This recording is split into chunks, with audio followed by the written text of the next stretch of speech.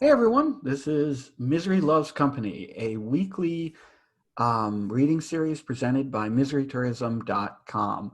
Each week we have readings from, well, what I say every week is we have readings from transgressive and outsider writers and authors. What that actually means, who really knows?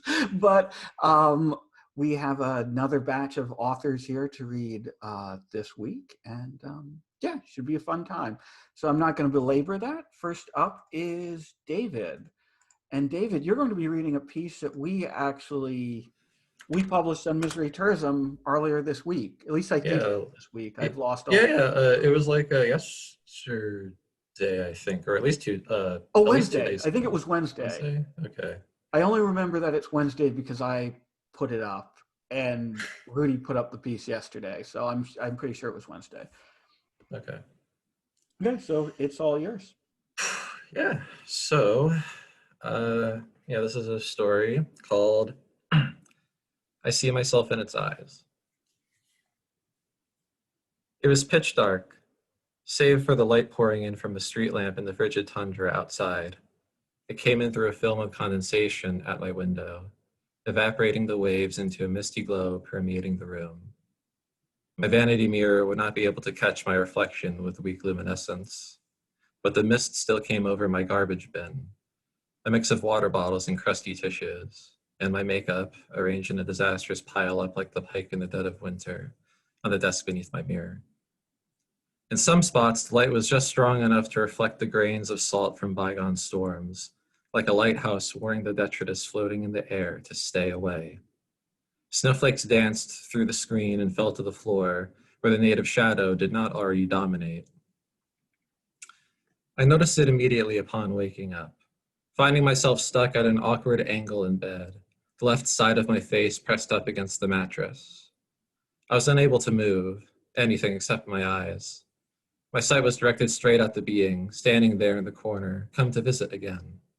My vision was obscured by a fold in my comforter. The being was surrounded in a hazy aura in my half vision. It appeared to be nude. Where the genitals should have been, there was an odd swirl like a knot in a tree. A long ashen white beard obscured its whole jawline except for the mouth. The flesh of the being was like wood turned to stone, the fingers long and bony like claws. I tried counting the ridges and cracks in the figure's face, but it seemed that the more I looked at it, the number of things to perceive increased. One aged indentation branched off into another, and another from there. Darkened spots abounded on the visage, more numerous than the stars in the night sky. Two horrendous gelatinous masses rested inside the being's head, curdled milky white surrounding a pool of viscous cum shimmering in the street lamp's glow. At the very center of this was a black hole of a pupil, infinitesimally tiny bead, a nebula's worth of gravity. Translucent shadows were swallowed as they swam through the jism, dismantled at the joints of their unique shapes. I was all too aware of the pressure creeping upon me from those dreadful searchlights. The first time I ever felt the pressure of the being's look was when I first turned my face into a Pollock. I didn't see it that day, but I could feel it there, somewhere. It felt like I was on an airplane, the pressure building up in my ears, every vein and artery bursting with flint and black powder. I broke down and cried right then. My mother found me. She seemed angrier about my transgression against my sex than the ashes of dollars I'd smeared all over my cheeks and lips. Over the years, many doors opened showing me who I was as a person. Over the years, I was told I ought to burn these rooms and their occupants to cinders, inject myself with gasoline and swallow a match, send the ashes flying on the wind into the woods and settle at the bottom of a stagnant pond that cannot be found. From that day onward, I was chained to the rocky floor of oceanic depths. Every attempt to raise my leg and take a step was met with the pressure of 1 billion fathoms. With every discrete movement involved in the most mundane of actions, I felt all the fibers in my muscles get pulled down by fish hooks attached to an uncuttable thread. Through many nights, I would find myself pinned underneath its eyes and presented with unspeakable nightmarescapes. Tonight, it was here to do the same as it had ever done. I felt my very consciousness contract and fold underneath the being's gaze, my psychic self twisting into an intestinal-shaped balloon until it began to settle into some kind of identifiable scene. As clear as the first day of summer, Alex stood before me with his little hairless dick out, It can hardly be called a penis. At full mass, it is less than the pinky of an average adult. The end is like an underdeveloped mushroom. It all looks quite sad. His skin still smooth over his body in the innocence of prepubescence. I was the same way, still in the early stages of figuring out how to use my own personal canvas. The eyeliner is clumsily applied, lipstick smeared just underneath my nostrils. I was wearing some shoplifted panties. His body is the same as the bodies of all young boys, flat, plain, without any defining characteristics, still holding on to unblemished purity. But this virgin skin was not what caught my eye and drew me towards him. There was something in the sheen of his copper brown hair that reflected the light in such a way to reach within me and find the answers hidden within my very soul. And of course, his emerald green eyes. How fortunate I was to have had the privilege of meeting with them on a daily basis, to be in the embrace of that sight, even as short as it was. The only look whose touch sent a wave of warm spring water through my pores. We awkwardly approached one another, grasped each other's soft, small hands. Our faces came closer, hesitantly, overthinking all of our movements to the last detail and our infinite vulnerability in this moment. As his young face made its slow, methodical way towards my own, I saw just how beautiful it was, greater than anything my dull mind could comprehend at the time.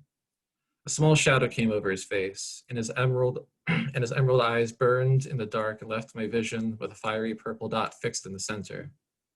I felt completely at peace in this minute, brief moment in time, enraptured in this boy's gaze, and his lips pressing up to mine.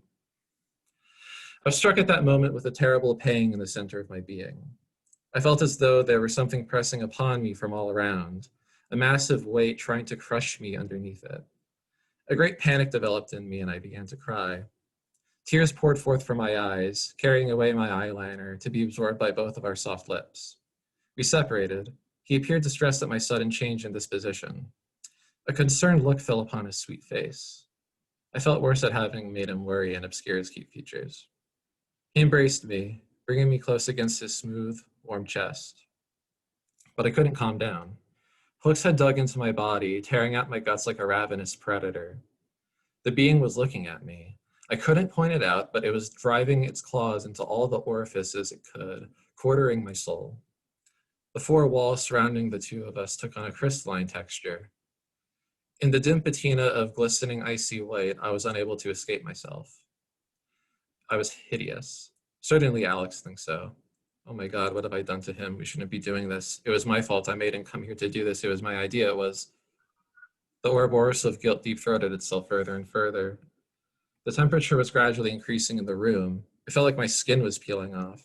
I looked around the room. There was no fire, and yet all around me the room was turning eggshell white to gray to charred black.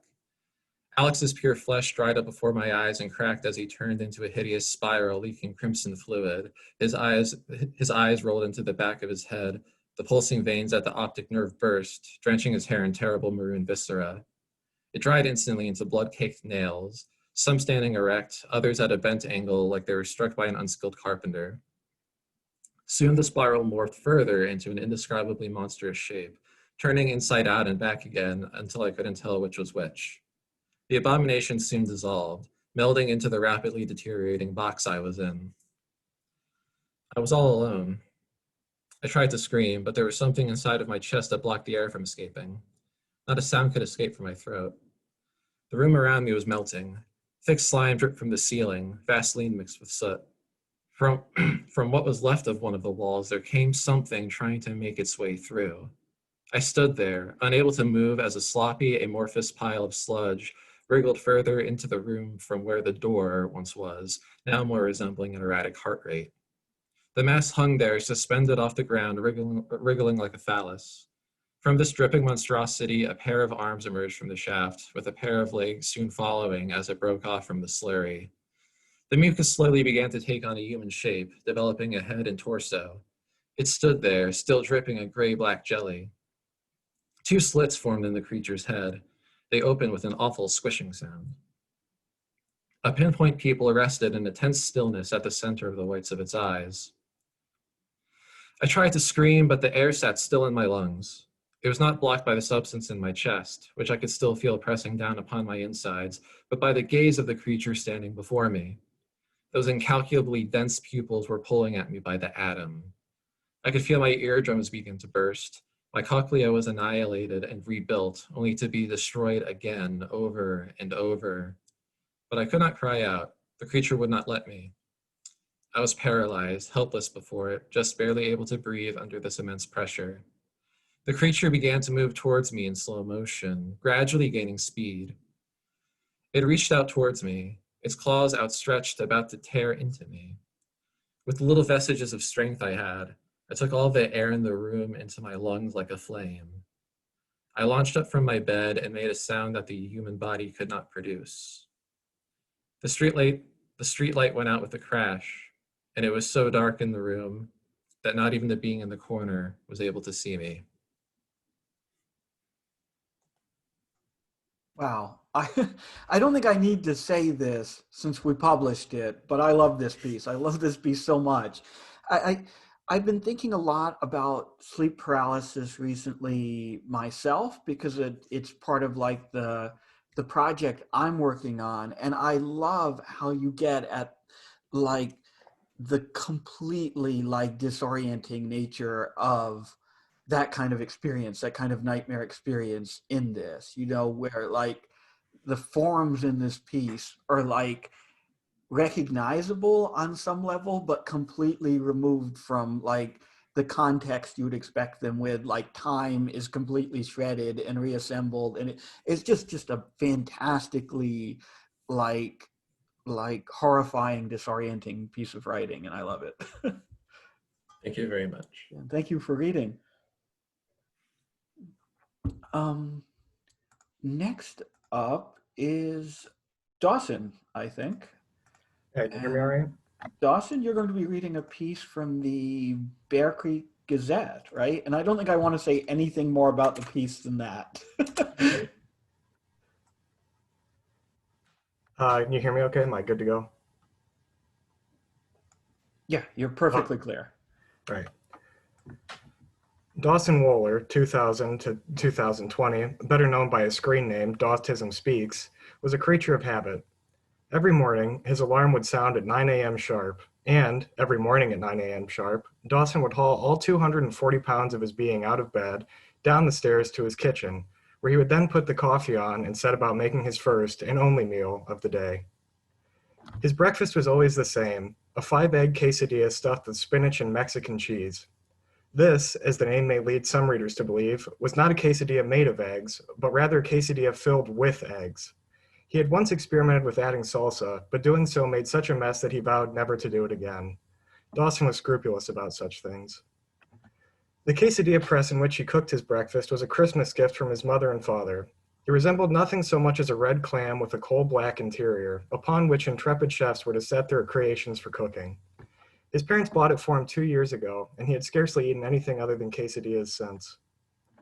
With his breakfast made and the coffee brewed, Dawson would invariably turn his attention to his work.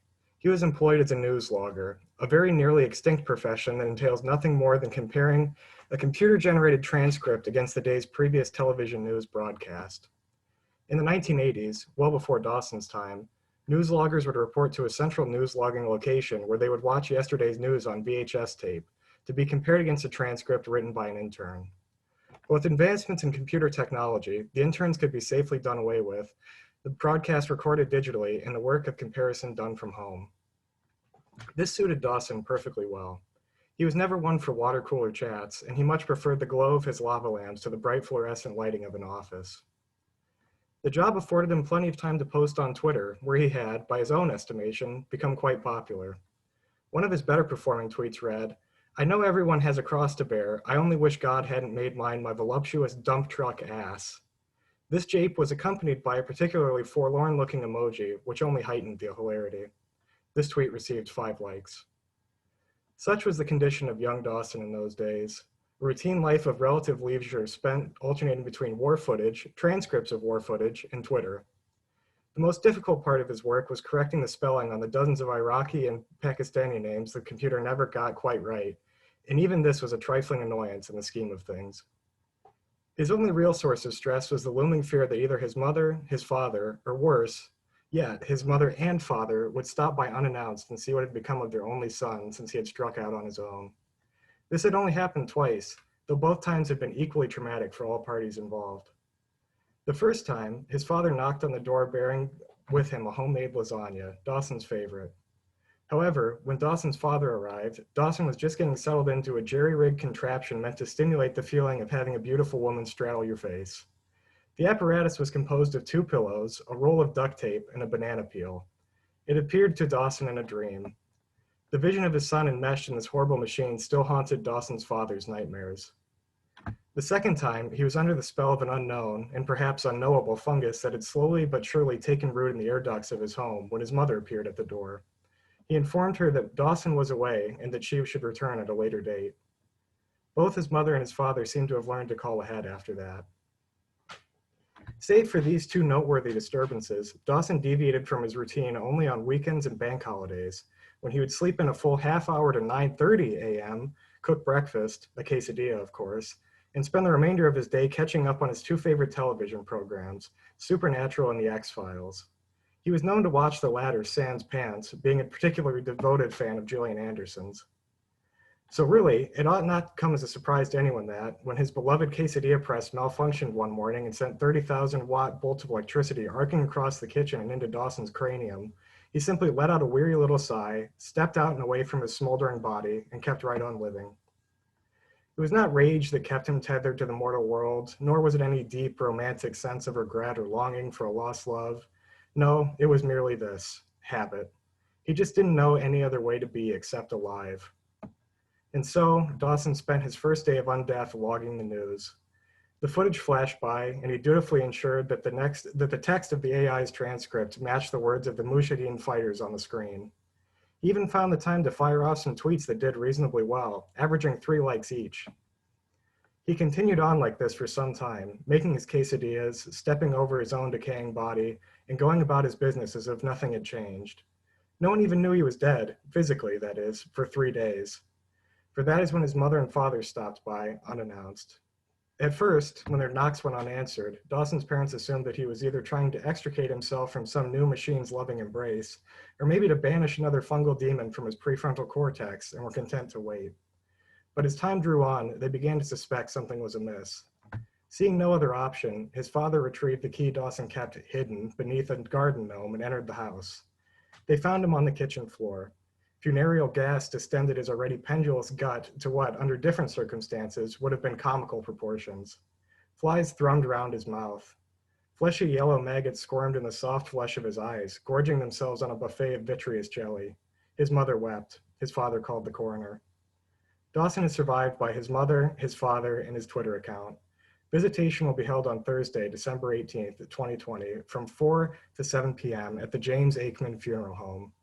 Funeral services for Dawson will be held at 1 p.m. in the chapel of Bear Creek Lutheran Church. Burial will follow in Bear Creek Cemetery. Dawson will be awake at 9 a.m. sharp the following day.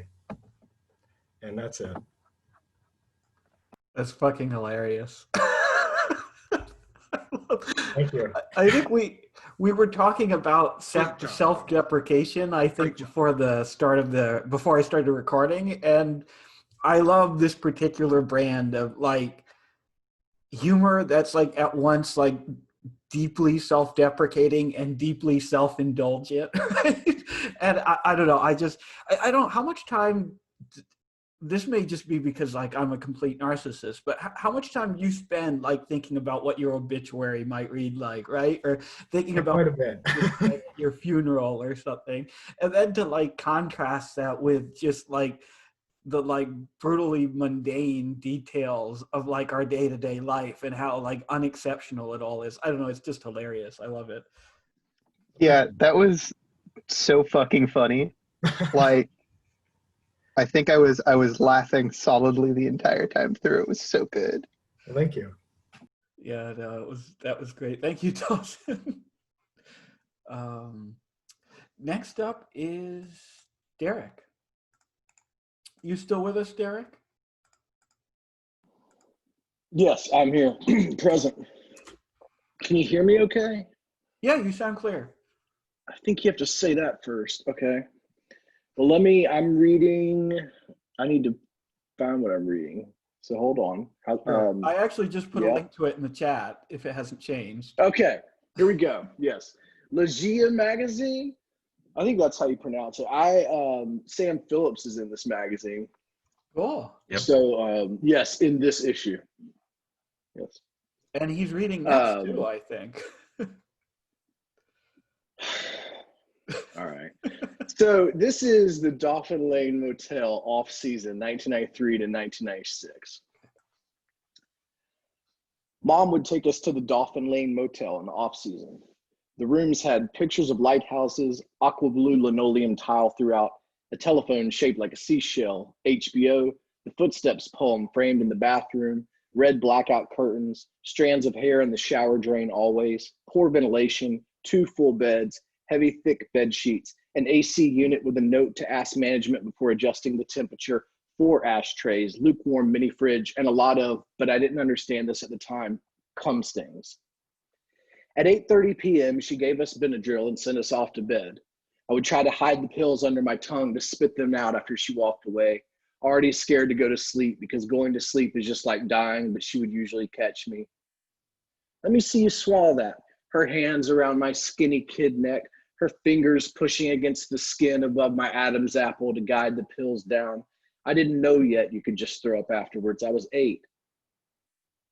A few times I got away with it. Maybe you distracted her. I would stay up late and pull the red curtains open just a peek to watch. I see her even now, sitting in the webbed lawn chair, smoking long, thin cigarettes, blessing each filter with the residue of her painted red lips. I hear the latch being fussed with, and she comes in the room with Bobby or JD, or sometimes, at least once at least, someone much younger I don't recognize. I pull the pillow real close to my ears with my fists. I teach the pillow to scream into my ears to drown out anything else and to overtake all of my senses, making everything cotton. But in the long chair with the pier lights catching the silhouette of her face and playing little shadow games, she is gorgeous. During the days we encamped by the heated pool, you were waddling around in a diaper a few sizes too big and usually wearing Mom's sunglasses while the midday strawberry daiquiri ladies coo for you. Mom lets me take sips of her drink. I chew on the toothpick and little umbrella. She rests her hands on my thigh and carefully glues on her nails. I used to beg her to scratch my back. I wanted to feel those nails dig deep marks into my skin, scraping over the little folds like mountain ranges. Too many times she lost a nail, so she won't scrawl my back anymore. If she leaves her nails lying around, I put them in my mouth, under my tongue, like with the Benadryl, and suck the saline off and swallow them. And Bobby told me once that if you swallow gum, it stays in your stomach for 7 years. And I secretly hope it's the same with press-on nails. And my stomach is going to be a garden of Mom's fingertips by the time I get my driver's license. I keep all of this to myself. You were too young to remember any of this, but walking around all day in just a diaper with your pale skin did you no favors. In the evenings, before we ate our Lunchables for dinner, Mom and I would fill up the tub with warm water and pickle juice. You just pour it straight from the jar, cupping your hands over the top so no pickles get in the tub. If they do, that's okay too, though. The vinegar in the pickle juice is supposed to soothe the sunburn. I couldn't tell you if it worked. You would scream as soon as your body was dipped in the green piss pickle water. It must have hurt. It was my job to press my hands against your chest to keep your body submerged. We did this a lot. The next day, your little nipples would be beet red and sharp as thumbtacks. Mom would give you Band-Aids to put over them, and even if this all happened to me and not you, I would still tell it this way. Older brothers get the first crack at historiography. The first time you were administered Narcan, you were in a hotel bathroom, and your buddy Chase told me when you came to, your whole body was shaking, and you were mumble chanting over and over again through gritted teeth and a clenched jaw. It was then that I carried you. And I really do wonder if some part of you was in the bathroom at the Dauphin Lane Motel in the off season with me and Mom, but you were too young to read the poem then. So these become my memories and fantasies superimposed on your life, which I'm sorry, but I don't have anything else to go on. Sometimes the three of us would walk down to the beach. Mom would pay me a nickel to rub oil on her back or rub her feet, which I would have done for free, and you ate sand fiddlers by the puddles at low tide. Bobby or JD tried to teach me to surf fish. My hand shook so violently every time one of them was hovering over me, I couldn't tie knots. I tried to put frozen squid on the hook and would prick my skin, tiny little droplets of my blood falling on the sand. The shrimp boats you could see from shore. I imagined the bronze leather skin of the men aboard, blistering hands from the rope burn of humongous nets. I thought about swimming out to one of those boats and offering my body as labor for their salt. I would entertain these little flights of fancy until a single-engine Cessna would fly overhead, dragging an advertisement banner for a big sale at Wings, where Bobby or JD would buy their sleeveless Big Johnson shirts and thongs for mom and Confederate flag beach towels, and once, but only once, a little hermit crab for you and me to share what you ate on the drive home. I've forgotten more things than I'll ever remember and swallowed even more besides. At Mom's wake, you sat in the back row coughing up blood into a handkerchief but wearing a tie, and I told the story from Dale's mini golf. And then she's all up in this poor kid's face, just screaming about the sign said a hole-in-one on 18 was an automatic free game, and Bobby Jr. got his hole-in-one, and we were owed a free game. This kid was so patient with her, but he was scared. Kept on explaining that her son kicked the ball, didn't strike it with the club, and so it didn't count. Mom got right up in his face, almost stabbing him in the eye with her nails, pointing to the number 1 she had circled on Bobby Jr.'s scorecard for hole 18. The kid had these terrible blue braces, and she's out there talking about she's got some old pliers in the truck, and she'd be happy to pull those ugly-ass blue wires out one by one right now. The kid was not laughing. He started to go inside his little hut, probably to call a manager and get some backup, but she takes her putter and chops him right at the knee. He's buckled over, begging her to stop, promises to give her all the free vouchers he's got inside if she'll please just stop. And then she drops the putter, whistles to me and Bobby Jr. to get going, and tells this poor kid she wouldn't play another round at Dale's mini golf if they paid her. She loved her boys. I looked out at the small group of faces, all of them very well known to me, and where I thought I'd find laughs and uncles clutching their bellies, I just saw an ocean of blank stares, raised eyebrows. I hadn't yet learned that people don't come to those things to hear the truth. You're supposed to talk about the person they could have been if they weren't who they always were. Except you. You straightened up in the back row. You were beaming. You were proud. It was worth the dead-eye looks from Brooke and her whole stuck-up side of the family just to see you happy. Mom belonged to us. I'm sorry I left when you were so young. I'm sorry you had to go it alone. I don't know when I'll see you next. I don't know what city you live in or if you're sick or if you're well. It's late here back east. 2 nights ago, the chill came in the evening. I don't know nowhere to send these, so I just type until my eyes get heavy and I start to have trouble remembering. Then I like to tuck them away in my desk drawer with the rest of them. One day there'll be a fire. Cassie's 6 now. I've never known how to be an older brother. I always wanted one. I didn't even turn you on to good music. I mostly just pretended you weren't there. The neighbors here are in a fight about the creek. The wind's picked up from the northeast tonight. I didn't even have to pretend. The tide is heading out and the puddle you've dug for gathering your little sand fiddlers is slowly drying up. You're fading from view like a worn out memory violated by time. I'm sorry I never once picked up my phone. I didn't want to know you without Mom. I wish someone would just call me and tell me it was over. I could hop on a plane or pack up the truck. Everything, absolutely everything is determined on distance. Buy some flowers, say some words, close the lid, and put you to rest. The cicadas came this year. It's driving the dogs crazy. The possibility of you is a burden. Anyway, I can be more than one thing, and so can you. I don't feel any way about it. These are just a few things that have stuck with me from the Dolphin Lane Motel, off-season, 1993 to 1996. Holy shit. Derek, Sorry.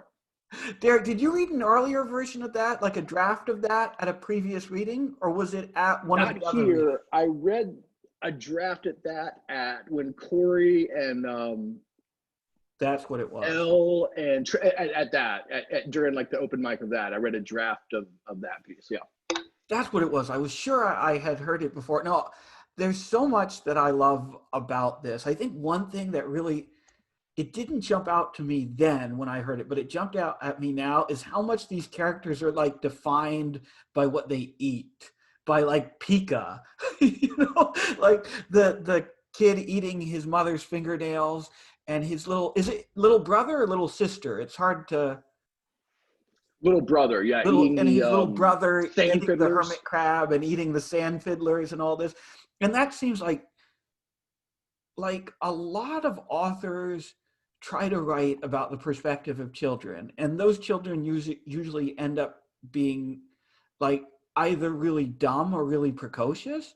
And what you do here is it's more experiential, right? It's more about like, how did children experience the world?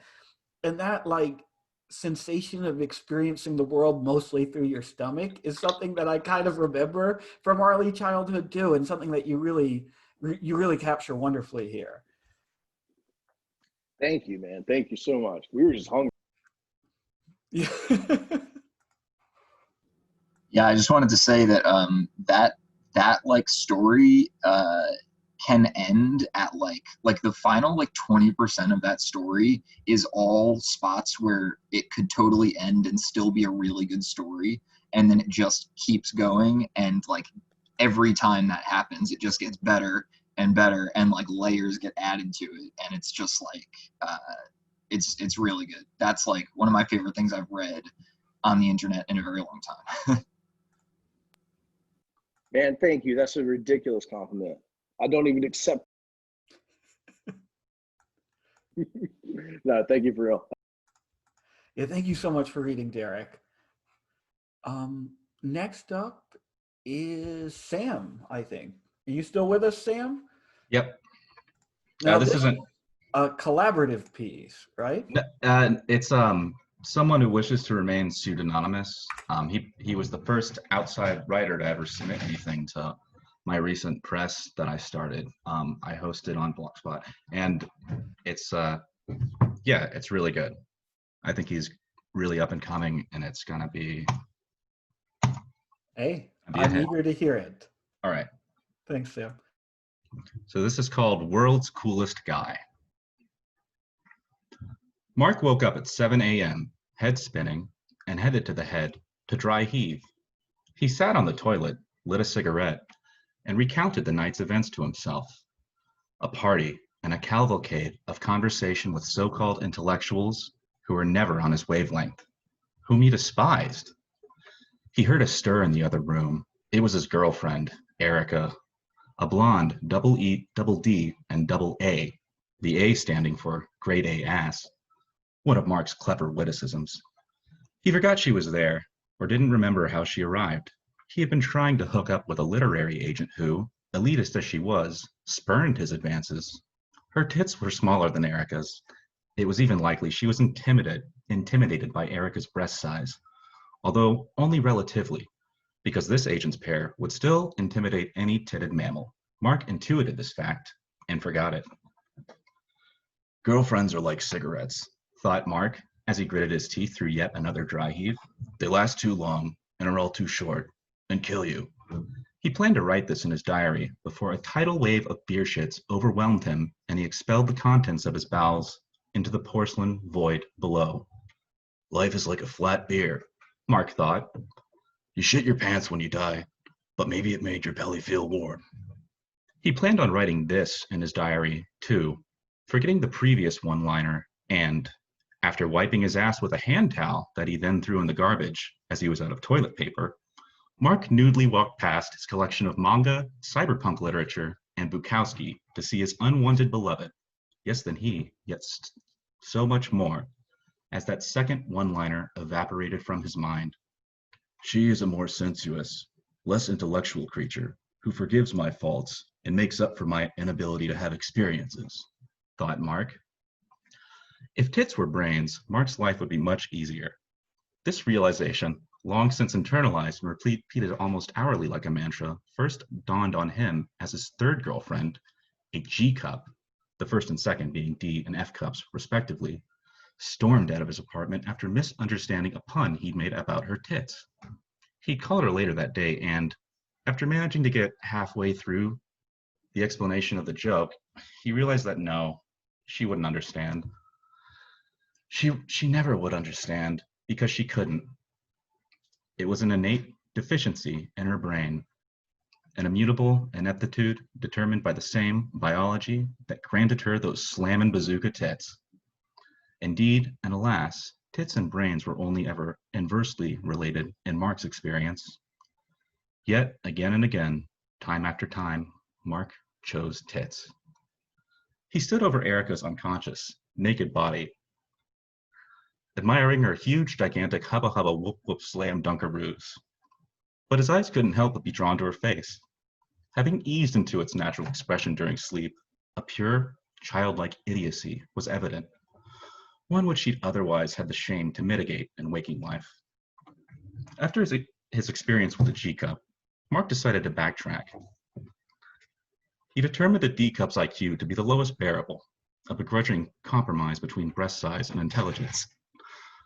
But now Mark was beginning to see that no, he had, for the first time in his life, been wrong.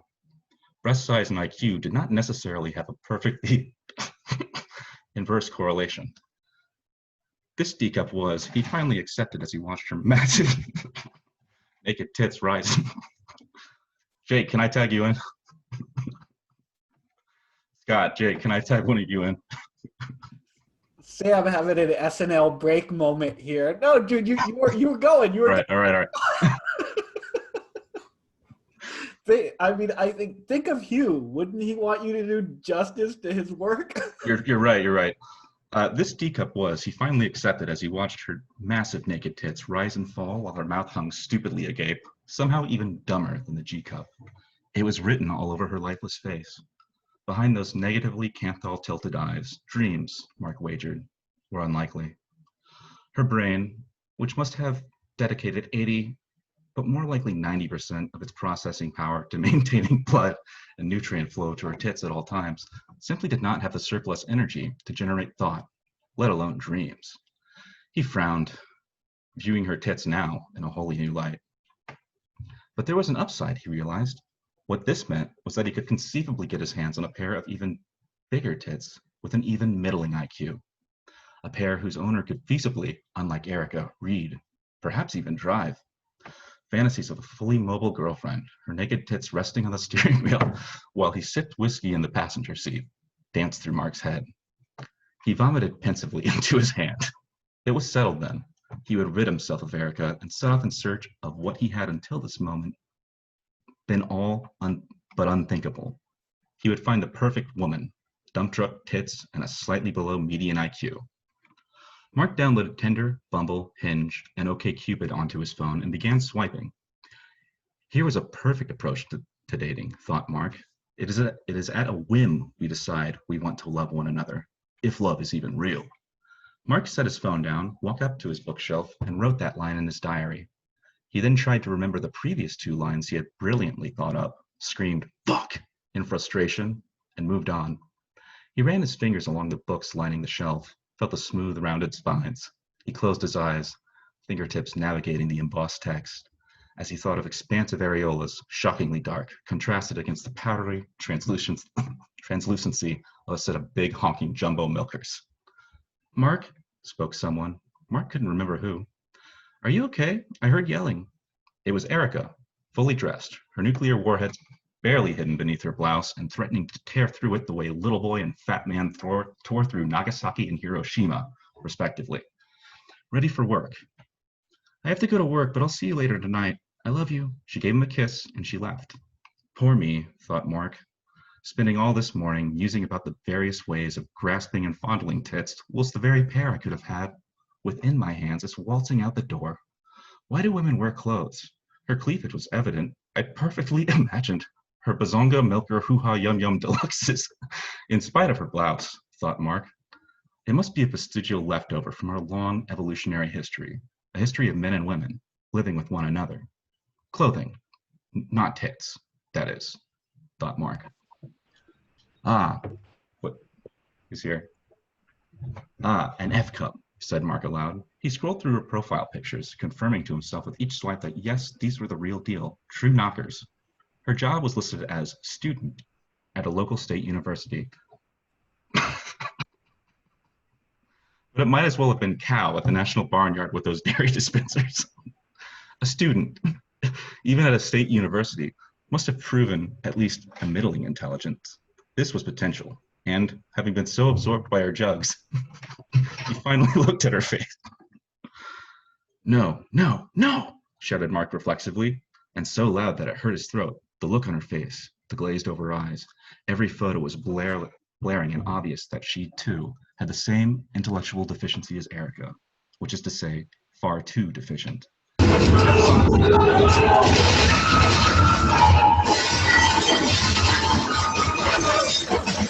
timing there. Sorry, Sam. Just a second. I'll just... Who's that? That was our first troll of the night, and I think Oh, right on. well, not technically not our first, but our first one to actually interrupt the reading. I've got 3 people here in the waiting room, so just hold on. I think we're going to have a little thing here. I don't want to lock anyone out who might be legitimate, but sorry about this, Sam. And you were in the middle of such a literary masterpiece too. I mean, it's so. I know, dude. This is so profoundly disrespectful to Hugh. I can't believe they would do this to you. Oh shit. Well, so far so good. Fingers crossed. Why don't you keep going, and All right. I'll keep a close watch here. Genius, he muttered under his breath, shaking his head. You're a genius, Mark, he chuckled. But he suddenly threw the journal at the wall. Should he hire someone? A detective? Someone to comb the town and nearby cities for potential matches? But could he even trust someone to judge these women's intelligence based on their appearance as accurately as he? He'd have to hire top-of-the-line PIs, and he simply didn't have the money at the moment. But it dawned on him. He could always borrow money from Erica, that cow.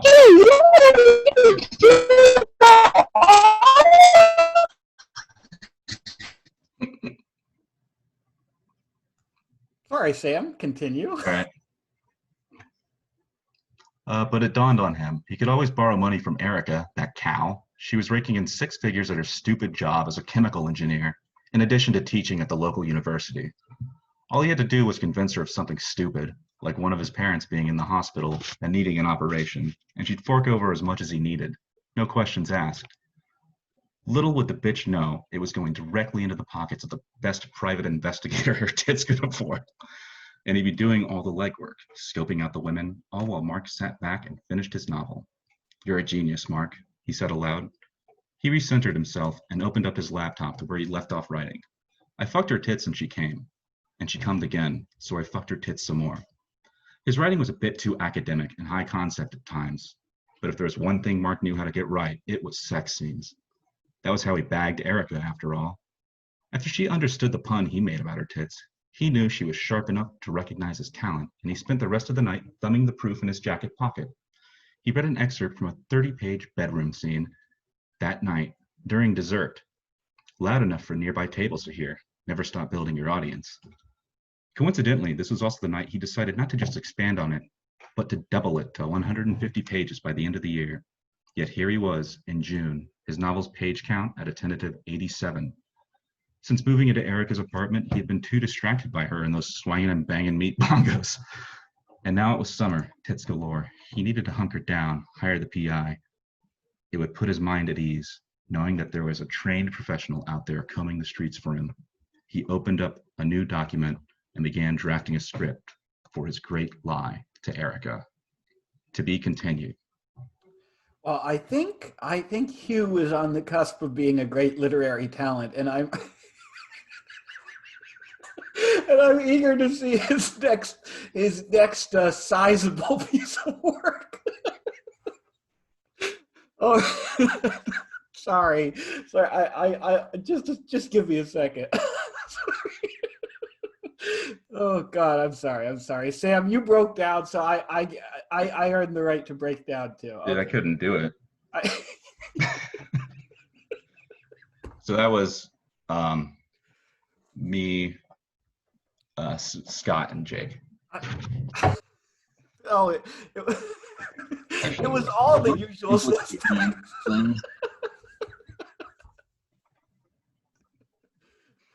Well, I don't know what you're talking about. I have nothing to do with that. Jake, you're going to fucking kill me. You know that, right? You and the rest of them are going to kill me eventually. Okay, I'm so sorry, guys. I'm so sorry. Thank you, Sam. Thank you, Jake. Thank you, Scott. Thank you, Hugh. Michael, you're up next. Save me, please. Do you need to take a second there? I think I need. won't I be think offended. I need you. You don't. We don't have a link to the piece that you're going to be reading. I think you said you had some short fiction. Yeah, I'm gonna post some. This isn't published and it's under submission, but I can post it here Gotcha. for folks who want to follow along. Okay. Thank you. I'm gonna try to recover here. It's all yours. Yeah, I don't know how I can follow that. There is certainly a dearth of true knockers in this piece, so I apologize to everybody. This piece is called Just a Little Longer. The wake setting was what you'd expect for a Catholic family. A stuffy funeral home staffed by some red-faced bunion of a man and his half-dozen identically bunion-like sons. Jesus Christ, the fucking virgin club's really booming today anyways. Fuck me. A bunch of fucking virgins. Jesus fuck. Damn. Sorry about that. No, it's cool. He had a reaction to the bunion of a man. I understand. It's good when someone has just an immediate visceral reaction to your work. You know that's always like that's what you're going for as a writer, right? Sorry, Michael. No, it's all good. It's all good. Staffed by some red-faced bunion of a man and his half-dozen identically bunion-like sons. A rendition of Ave Maria scratching its way out of a long-neglected sound system. Crumbling mints served in crystal dishware. To the funeral home's credit, tissues were abundant and crisp water flowed from the hallway bubblers that worked properly. Dim lights and carpeting thick enough to hush your heavy footfalls. It was all as simultaneously imposing and imploring as God would have wanted. I'd bombed north out of New York that morning and reached Norwood, Massachusetts in 3.5 hours flat. The way I traveled was itself an homage to my grandfather. Rental car shrieking on the highway, me keeping a full bladder at bay to beat rush hour, speed traps and cops too lazy to leave the warmth of their squad cars be damned. I first encountered my father on arrival. We both looked like my grandfather, though my father was starting to lose his hair and that mischievous grin we'd each inherited revealed more lines in his face than mine. Smoking again after a 10-year break, my father quaffed those mentholated clouds in tiny sips, the cigarette clasped between his thumb and forefinger like a worm in a small bird's beak. He drew me in with his free hand. Your grandmother's inside. Go see her first, he said. My father held the cigarette out to me and I waved it away. I got a piss. Has it started yet? I asked. Not yet. Soon. Was he smiling? I couldn't tell. I left him, wondering why someone who'd just lost his father to a grueling battle with blood cancer would seem so chipper, and entered the building. The smell of lilacs and heavy makeup meandered in the air. I broke toward the first restroom sign I saw, relief coming in a vast wave as hours of pent-up pressure released. Back in the entrance hall, my 2 aunts and a few of my younger cousins were crowding around my grandmother. My grandmother and I had the kind of relationship one would expect to form between a legendary disciplinarian and a child a bit too young to receive the kind of behavioral molding to which my father and his sisters are subjected. The grandmother we knew was chipper, a sober woman who nonetheless projected the affectation of a perpetual champagne buzz, who enjoyed an extra long cigarette 4 times a day. It wasn't until she died, just over 2 years after my grandfather's wake, that I would learn she beat my father and his siblings with a chipped yardstick decades earlier. But I didn't know that as I crossed the marigold-colored carpet to plant a kiss on her cheek. Hello, Nana. I felt warm, genuinely glad to see her for the first time in a year. She seized my hands with her long, bony fingers and squeezed. You came all the way from Baltimore, she said. Brooklyn, Nana. Good, good. You like it there? I do. Are you dating a nice girl? Not right now, Nana, I said, choosing not to mention the boyfriend I'd asked to stay behind. You're too old to be married. You're too old not to be married. I was married at 23. I laughed and nodded as she proceeded through some of those grandmotherly conversation points. As she spoke, I thought about her accent, the R's blooming out to Oz, gerunds lost like loose change through a pocket hole. Like the rest of my family, she'd spent her life in eastern Massachusetts, marrying my grandfather in the mid-50s and siring a clan that now stretched from Plastow to Plymouth. My grandmother defined how we sat down and ate meals together, played games, and gathered for Christmas together. And it was her manner of speech, even that high-pitched cackle, that set the tenor for how we communicated. After another 20 or so minutes of milling between the half-dozen poster boards plastered with photos of my grandfather, The only one of me was taken when I was 2 years old, nude in a kitchen sink while my grandfather scrubbed my head with soap and flashed his yellow-gray teeth. We started taking our seats in front of the casket. Catholic wakes, strange human affairs, open-ended gatherings, places for creased memories and war stories and foamed cupped coffee. Awake crescendos with you kneeling before the casket, prayers and a name on your lips, final respects paid like pocket change. I like to think we're dramatizing our primal need to grieve, but we can't just confront it directly. First, we have to drench ourselves in the oral history of the dead, recount their deeds with a rearview mirror, gird ourselves with humor and harmonic warmth like body armor.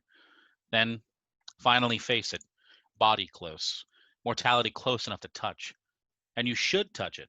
Squeeze their hands and kiss their faces. Embrace that chance to hold on for just a little longer. To hell with the words of the holy representatives. The purest moment of the wake is that final physicality before the one we love goes back into the earth, before they pass into family myth. I dwelled on this as I entered the room and gazed at my grandfather's body. His eyes were shut, his suit perfect, his face pinked with slightly overdone faux life. I remembered the visit to the hospital a few weeks before he died. He was pale, face hollowed, body shrunken in the bed. He told me he'd long been ready to go, but kept grappling to each breath so that he could see one of us again, to talk to one of us again. On my way out of the hospital room after we'd shaken hands and said our goodbyes in that unspoken Irish way, he cleared his throat. I turned and received one final mischievous wink. I'd lost control on the bus ride back to New York, weeping in the back row, so that when I squeezed his arm one last time and nodded, I'd already made my peace with his passing. A pastor with whom my grandfather had grown closer in his last few years was telling the assembled about the community built by Christ when the double-sided doors opened. In walked a tall man with close-cropped black hair, decked out in a formal military suit, medals and sergeant arrowheads and all. The name Murphy emblazoned on a white and gold tag above his right breast. It was, at first glance, my grandfather, looking as he did during his days in the U.S. Army, military police. Several photos out in the entrance hall irrefutably attested to the likeness. Audible gasps rippled through the room as the man gingerly approached my grandmother. "Excuse me, Deborah?" the man wearing my grandfather's military uniform asked. Relatives gaped at him and whispered. I quickly looked around and saw no sign of my father. I thought of his smile outside. The man took a knee in front of my grandmother and gently reached out and took both her hands. "I just wanted to say that I love you very much. You are the love and light of my life, and I am so proud of the life and family we built together." His rendition of my grandfather's manner of speech was flawless. The right timbre, the shade of gravel for which he was known. Sure, he sounded like a dumpster dragged across asphalt during his dying days, but his sound from when he was healthier, it was all there. I also wanted you to know that my favorite memory together is swimming in those crystal waters in the Florida Keys. Aunt Mary cut him off. "Who the fuck do you think you are?" Are you sick or something? This is a wake." "We're grieving here," Aunt Julia shouted as she stood. Soon both aunts were on their feet like sentinels, a barrier of flesh and blood between my grandmother and the man. "Let him finish," came my father's voice from the back of the room. My aunts turned their head in unison, and I saw the fury etched in stone across their faces. But the moment passed, and Julia and Mary sat back down, nestled their fingers in my grandmother's hands. My father sat in one of the metal folding chairs near the door, and it squeaked as he settled into it. The man impersonating my grandfather cleared his throat and straightened his tie. The moment of frenzy had briefly broken the spell, but then his face relaxed and assumed the uncanny resemblance. The way persistent upward pressure on the checks suggested a smile, the ever so slightly squinted eyes, to my grandfather. "I want to sing you a song, Debbie," he said to my grandfather. He then began singing "Can't Help Falling in Love with You" in an undulating baritone, not aping Elvis, but not straying too far from the velvety quiver of his signature vibrato. For 3 minutes the man sang, my grandparents' wedding song, so I'm told, and he leaned into the space, the gravity between him and my family. "Darling, so it goes. Some things are meant to be," he told us. We were as stone as the last notes purred. Out in the entrance hall, my grandmother was handed a cigarette, despite the plainly visible no smoking sign on the wall, the operators of the funeral home appearing to be giving her a pass. Bits of ash flecked the carpeting at her feet. What the hell was that? Julia asked. Where is he now? Outside, maybe, Mary scoffed. Since we'd left the room, my aunts had draped themselves in familiar scorn. I knew they had loved the song. The visible tears couldn't be hidden as we stood and filed out of the room, but I said nothing as I paced at the edge of the group.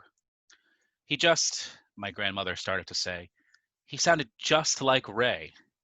He's an actor, Ma. That's what, he had the voice and everything, my grandmother continued. She drew in a puff and a few more flakes of ash fell and settled on her black leggings. Our eyes met briefly. And when he held my hand, it was just, that's how Ray did it. I think it was gross. Mike must have paid for it, Mary said, referring to my father. I thought it was nice, my grandmother said. Unspeakable shock spread across the faces in the group. It made me feel closer to him again, for just a little longer. My grandmother placed a cigarette in a cup on the table beside the couch and stood. Okay, I'd like to go see Ray again. I stood and watched as my aunts, their faces etched with confusion and lingering anger, led her into the main room. I stepped out into the brisk night air and looked around. In a sedan across the parking lot, I saw the man sitting in the front seat. When I got closer, I saw that he was speaking with my father, who sat in the seat beside him. My father noticed me, waved, and jerked his head toward the back seat of the car.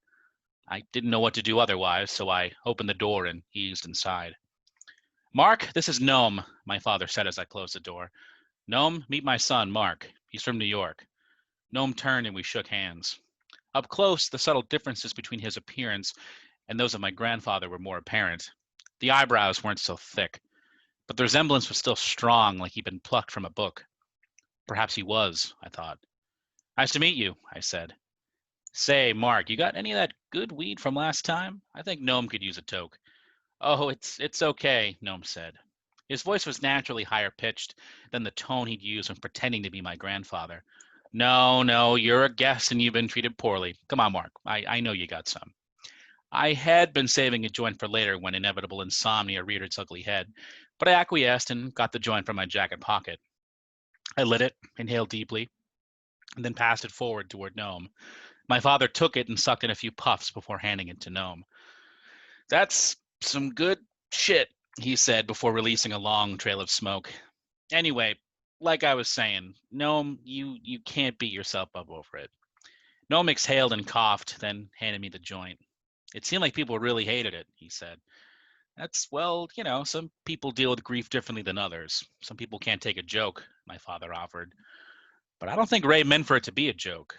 When he walked me through it, all the stuff he showed me. Noam trailed off and reached down around my father's feet and picked up a thick black folder. He opened it, revealing a sheaf of photographs, detailed notes, and a tape recorder. Every time I went to meet with Ray, we spoke for hours. He'd have me come in real early before your grandmother or the rest of the family would show up. Check it out. I recorded our conversations, with his blessing, of course. Noam pressed play and my grandfather's voice began to float through the smoke-congested car.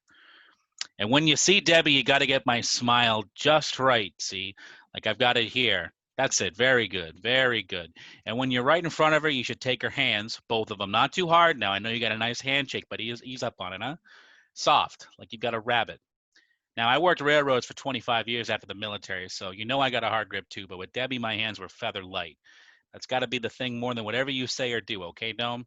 Here, take my hands. Try it. No, that's too hard. Softer. Even softer. There you go. Just like that. A pause as the recorder picks up some wheezing and coughing. Now, in case my piece of shit son, Noam clicked off the tape recorder. He went into a whole thing about you ruining the bit, he added with a laugh. As my grandfather spoke, I had let the joint burn silently as tears puddled in my eyes, me hearing the love and affection in his voice, the earnestness of it, wanting my grandmother to feel that tenderness after he was gone. I cleared my throat and held the joint out to my father. That's damn, Noam, my father said, his voice hoarse. He coughed and cleared his throat. Well, I fucked it all up, so you didn't, I said.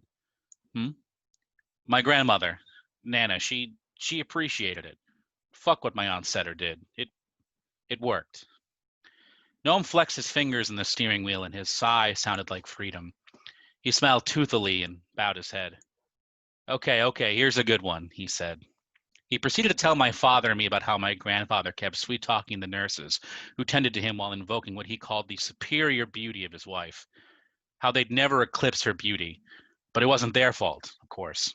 That's just how the universe shook out.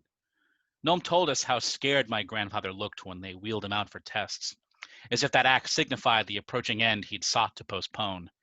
Eyes glassy, car cloudy, Noam drifted into easy silences between each memory. We were comfortable in those silences, Ray immortal in our minds. What a good guy, Noam said after a while, and the quiet occupied the spaces between us once more. And that's it. God damn, that was captivating. The way that piece is structured, the way it unfolds is incredible because it's almost like a thriller, really. You know, it's the like mystery of it like pulls you through it. And yet like it's so like sincere and bittersweet and deeply felt. And it's such a perfect mix of that. It's like it's so like incredibly well constructed because at once like you have the propulsive power of this mystery, this like ghost story, and on the other hand, like you take all the time you need to really get into how these characters feel about each other and how each of them is handling the grief differently. It's really incredible. Thank you. I appreciate that. Thank you for reading it. Yeah, that was a brilliant mix of tones and just feelings. The way it captures the way like an actual family gathering like that would be, as far as the the guy acting as a grandfather. I mean, that was just amazing, an amazing twist to the whole thing. But I really love just the way it comes together tonally. It's like it's not just one thing. It's not just one, tone, or it's not just one. Just like life is, not just one kind of beat. It's several and all at once. It's really it was really amazing. Thank you. I appreciate that. Yeah. Thank you so much for reading, Michael. Another great piece. And as usual, your delivery was really fucking good. I love how like you went from your like normal kind of like rhythmic sort of sing-songy thing into like the dialect when Noam is explaining everything. It was such a dramatic shift and you really pulled it off. So next up is Gabriel. Are you still with us, Gabriel? Yeah, right here. Awesome. Now you're going to read not a piece you wrote, but a piece written by James Robert Baker, right? Right. Yeah, he's sort of my newest obsession. I'm going to read from this book, Fuel Injected Dreams. He's an 80s transgressive author. Maybe before there was like a really common name for it. He was also known as the angriest gay man in the world. I forgot how he got that, but he was a failed filmmaker. His films are actually really great, though. They're like even more lowbrow than John Waters. Wow, that must take talent to be more lowbrow than John. Yeah, like more deadpan and lowbrow than John Waters movies.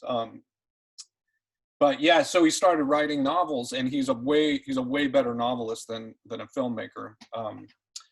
But let's see, where was I going? So yeah, I wanted to share this book. I just finished this book last week, and it's a trip because the antagonist in this book was thinly veiled after Phil Spector. So the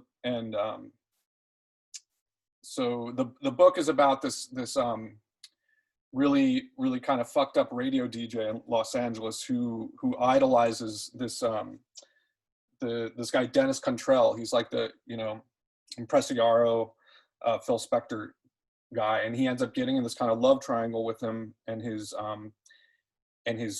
wife, who is the singer of like one of those old 60s girl groups. And yeah, it's a trip. So last week I knew Manny Marrero from Expat. Him and I both have this thing in common where we're huge 60s girl group fans, and we'll kind of hide 60s girl group lyrics in our prose sometimes. So I was all, man, you got to get this book. It's like, this book was like so perfect for people that are, you know, into that. And he ended up buying the book, and we had a good talk about it. And then Phil Spector died the next day. So I just feel like I have to sort of share this guy's whole style with everyone. Oh yeah, definitely. Take it away. And I'll put his Wikipedia in. He had a really tragic life. He ended up asphyxiating himself in '97 because he put out a book called Sam and Pete, and it was so maligned that he got depressed and offed himself, unfortunately. So let me put the link in there real quick, and I'll get started. So I'm just going to start from the beginning, just the intro, and this is the main character talking. Well, I see by the cracked face of my Princess Grace wristwatch that it's 4 a.m. and the city of angels is a glowing necropolis for as far as my wind tunnel eyes can see. You know, boys and girls, I've got quite a view from my bulletproof glass tomb up here in the 18th floor of the Sunset Vine Tower. On a good day, looking east, I could see the Pico Rivera, and on nights like this, when it's hot and clear, I could see a 10-car pileup on the 405 in the suburbs of San Diego. It's hot in here tonight, too, and that's no accident either. I'm suffocating in a fishbowl, gasping for breath in a plate glass vault, drowning in pools of my own masculine sweat. I'm stripped down to my frayed soldier of fortune jockstrap, my rock-hard Mel Gibson torso gleaming in the soft amber light, my golden skin slick as a piston after a valve job, all because I refuse to let myself be turned into a male sex object. That's why the air conditioning is out tonight. It didn't break down, that's a load of crap. They set it to shut off at midnight, knowing I'd be trapped here for the next 6 hours, but with nothing but a bottle of moldy Gatorade and a warm 6-pack of Coors. All because I wouldn't let them wrap my bulging biceps in cellophane. Because I wouldn't let them sell my washboard stomach to Mattel. Because I wouldn't appear nude with a glistening erection in certain so-called women's magazines. Because I wouldn't go to bed with a powerful 60-year-old broad in Palm Springs. And because I wouldn't make novelty records like Disco Duck. They showed me the lyrics to one they wanted me to do. It was called Post-New Wave Nouveau Rock Frog. They said it would make me a millionaire overnight. I'd be barnstorming shopping malls over Southern California, and that was just for starters. Today, Orange County, tomorrow, Nebraska. I'd be emceeing dance parties at the Santa Barbara Ranch. I'd have my own Playboy jet. I'd do Johnny and Merv, be on the cover of People and Rolling Stone, put out a rock and roll diet book, start a chain of exercise parlors, endorse condoms and douchebags for big bucks, have to hire a goon squad to keep away the screaming teenage girls. I'd be on top of the world, miserable and lonely, but too blitzed on the world's finest drugs to care. And all I'd have to do was agree to take the drive time slot, 6 to 10 a.m., 5 days a week. Now, there's nothing intrinsically wrong with that time of day, unless you're a vampire, which despite this dried blood on my mustache, I'm not. No, when I clock out at dawn, I'm just like anyone after work. I like to get down. So while people are scratching their pubes at Jane Pauley, I'm having a sex party with a couple of sultry Siamese twins still joined at the hip. When all the TRW engineers are stuck at their Subarus bumper to bumper, you'll find me stagger dancing nude with the Ubangi princess, brain dead in a stupor of love. And after nearly a decade as the Igor of rock radio, my patterns are set. You can't teach a running dog new tricks. Though that's what they do, boys and girls. They'd rip me from the graveyard and tear off my Ballaramas, pump me full of Ritalin and make me stare at the rising sun. Then they'd chop off my jelly roll and my biker goatee and call in the plastic surgeons to redo my face and teeth till I looked just like Art Linkletter circa House Party. Then they'd stick me in a tight Federal Blue Jimmy Swaggart double knit suit with a George Wallace tie. They'd throw scalding coffee down my throat and push my raw face to the microphone and make me say in a weak Martindale voice, "Now there's a great one from Olivia Newton-John," and that would be it. They'd have my brains in a microwave, my nuts in a Cuisinart, my heart squirming like a baby in a cardboard box in the fast lane of the Ventura Freeway. I'd have a playlist of 5 songs, 4 of them by Barry Manilow. All our reeling, eclectic sleigh rides would be gone forever, a thing of the past. These nights when I've reached through the radio and held your hand as we strolled together from Little Richard to Brian Ferry, from the Marvelettes to Shriekback, from Annette to the sex donkeys, from Bartok to Tina Turner, from Patsy Cline to Public Image, it would all be gone, like an unhinged Southern belle with the wind, like the blonde head of a sex goddess in the sheared-off Lincoln, like my ex-wife's dream of the Fourth Reich. But I was saved at the last minute. They weren't going to take no for an answer. It was either accept or be banished from the LA airways, forever to be a Polynesian nude music station in Arkansas. But you came to rescue after my appeal last week, and the response was overwhelming. Dump trucks backed up to the KRUF offices, bearing our born-again war criminal manager and tons of letters and pornographic postcards. Some of what you said was really quite moving. You opened up your hearts, and the results are smeared here before me now. Like this letter, written on the back of Smith & Wesson warranty form. Dear Scott, she writes, I'm a psychopathic teenager with a mood disorder and a weight problem who used to dream of killing her parents. One night I was standing over my sleeping redneck father with a container of sulfuric acid when your voice leapt from the clock radio and licked my diamond hard nipples one by one. I was so moved I threw the acid at the radio, thus sparring my dad. I've since undergone a lobotomy and I'm currently incarcerated at the Tehachapi Reformatory for Evil Girls. And I just want to thank you for turning my life around. The night is a grim time, Scott, and I know you must have interfered with the sick intentions of more people than you know. If they put you in the morning slot, just check in with the coroner after a week and see if the mutilation and disfigurement rate hasn't shot through the roof. Signed, Peggy. Well, Peggy, I think you just about said it all. When I passed your letter around yesterday, there wasn't a dry glass eye in the entire labyrinthian KRUF facility. And I've got literally stacks of mail here from people like you, Peggy. The shut-ins, I never knew there were so many shut-ins. One from a couple of twins in El Monte confined to a matching iron lung since 1955. Scott, we live to hear you play Tony Martin's version of Lady of Spain. Nobody else plays it anymore. Signed, Elmo and Elmer. Fellas, she's queued up right now. Cards from victims here. I never knew there were so many victims. People with diseases I've never even heard of, who only want to hear Kashmir one last time. We got letters from all kinds of people, Republicans, Democrats, Syrians. Here's a thick letter from the IRA that hasn't even been opened yet. Rich people, poor people, girls who sent their pictures to Hustler, girls who haven't. I never knew before who was really out there. I always figured it was a janitor somewhere, Windexing the lipstick smears off the boss's chair, or a couple of Cambodians in the back room at Winchell's, or a whore with a stolen boombox on Yucca. But I never quite knew it was so diverse. Like this, in a tasteful hand on the White House stationery. Keep it up, signed Nancy. And the very next card is a group photo of a bunch of the girls out at Fonterra. Just don't play anything off the White Album, it says. Then P.S. Just kidding, it's cool now, signed Sadie. But that's crossed out and Susan is written in a lovely, peaceful hand. Now, who wouldn't be touched by that? So it looks like I've been saved, I've been redeemed. Thanks to you, the listener, and all your myriad permutations. You know, it warms my heart and heats my crotch to know that I'm not alone in the night. Yeah, I feel pretty good right now. You know, I feel all right, but I'm a little restless. I'm hot and sweaty and all sexed up with nowhere to go. I feel like getting down and punching someone out, maybe even myself. I want to piss in the face of the status quo. I want to make my mother weep and my old man crap. I want to make decent people everywhere avert their eyes in sickened horror. I want to see those flashing red lights closing in. I want to hear the sirens wail. I want to get on a death trip, boys and girls. I want to rip my brains out and set them on fire. I want to stay up for 10 days straight, speedballing my way from the reeling pleasure domes of Beverly Hills to the decadent sin pads of Zuma Beach. I want to go out in an orgy of wanton self-destruction.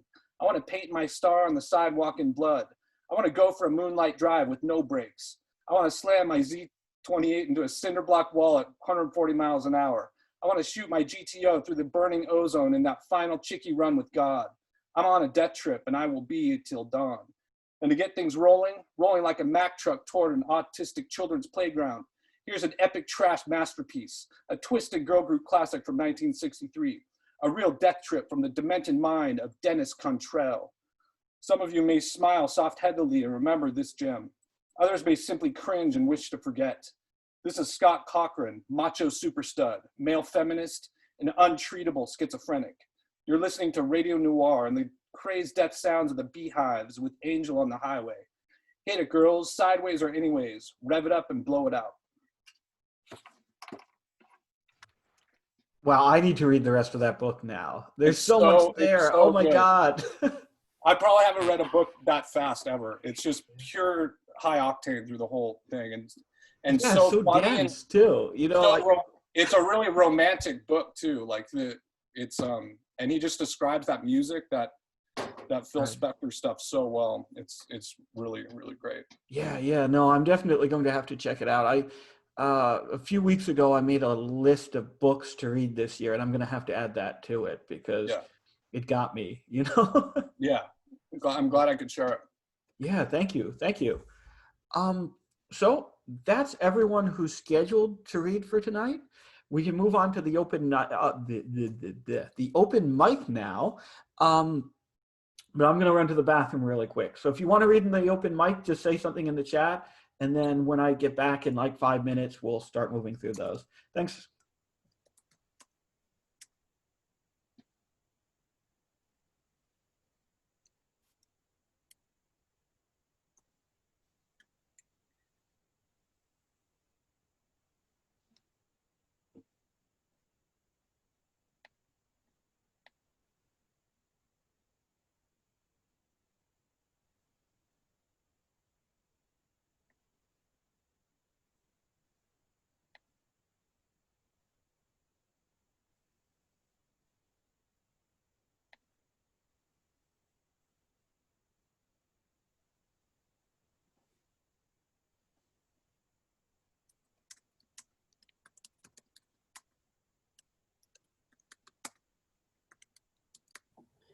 Jake was saying he had something he wanted to share, I thought.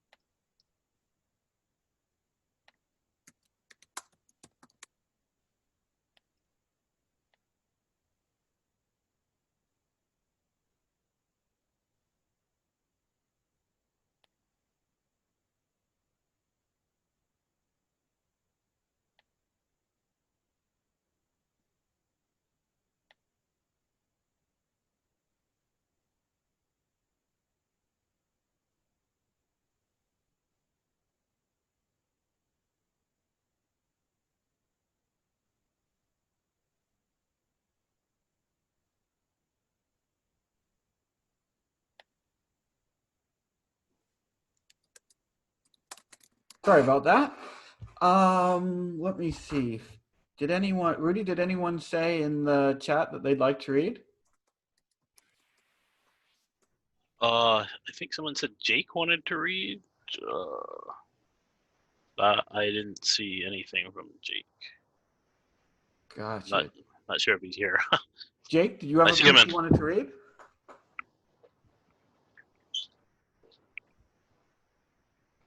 Oh, I think Dawson, were you just screwing with Rudy? Is I'm that? trying to fuck with Jake, but I guess he's not here, so. Yeah. I don't think he's present. So Are you what's eating that? popcorn, Dawson? What's that? Are you eating popcorn? Did you get popcorn? Yeah. What is it with you and popcorn? And all around me tonight, everybody gets to eat the fucking popcorn. I don't have any popcorn. Anyway, sorry. Some kettle corn from the convenience store. Not quite the same, but it is the kind of night for popcorn. Popcorn night. Every night's the night for popcorn, I feel. Yeah, that's fair. So did anyone want to read, or should I just kind of wrap up the reading portion of the night? Going once, going twice. Okay, I think we're done. Sorry to anyone who watched this video and hung around just through 5 minutes of me gone in the bathroom. But yeah, that was Misery Loves Company for the night. We do this every Friday night, 8 p.m. Eastern Time, 5 p.m. Pacific. Check out @MiseryTourism on Twitter. We tweet the link out about 15 minutes or so before we start. And yeah, thank you to everyone who read. Thank you. I think David is gone, but thank you, David. Thank you, Dawson. Thank you, Derek. Thank you, Sam. Thank you, Michael. Thank you, Gabriel. And thank you, everyone who collaborated with Sam. You know what? Thanks to Hugh, most of all. Okay. Thank you guys for coming. Yeah, and hope we'll see some of you around next week. Okay, that's it. I'm fucking done.